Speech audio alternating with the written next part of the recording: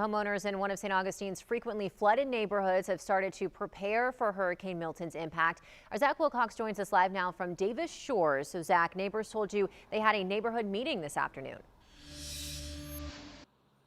Yeah, Riley, a couple neighbors got together to talk about who's staying, who's going, what each person's doing to prepare their homes for Hurricane Milton. And we even talked with one homeowner who pointed out that back in 2022 during Hurricane Ian, parts of this neighborhood were underwater. So she spent the past 2 years doing everything she can to make sure that hurricanes like Milton, when they come through, won't have such a massive impact. Yeah, most of the time it's great. Kim Craig loves her view of the Matanzas River from her home in Davis Shores, except for when it turns into the view of a hurricane coming in. Hurricane Ian in September of 2022 wreaked havoc on the waterfront neighborhood.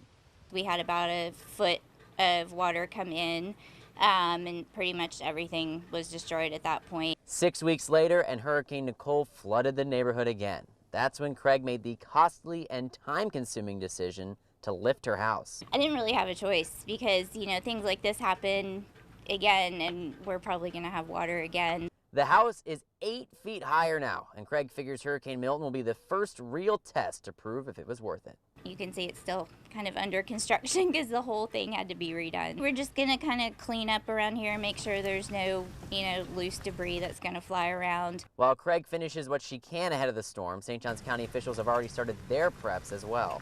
There are plans for the St. Johns County Emergency Operations Center to move to a level 2 activation at noon on Monday. We'll have some further announcements about sheltering and potential evacuation information. Craig already made the decision to raise her house. Now she has to decide to stay or go for Hurricane Milton.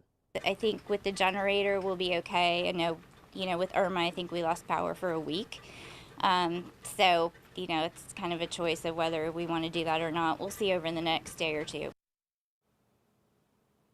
And that county spokesperson actually pointed out that they are still cleaning debris from Hurricane Helene. So that's really going to be an emphasis here in the next day or two for the public works crews to make sure it's all cleaned up across the county before we start feeling Milton's impacts. In St. Augustine, Zach Wilcox, First Coast News, on your side.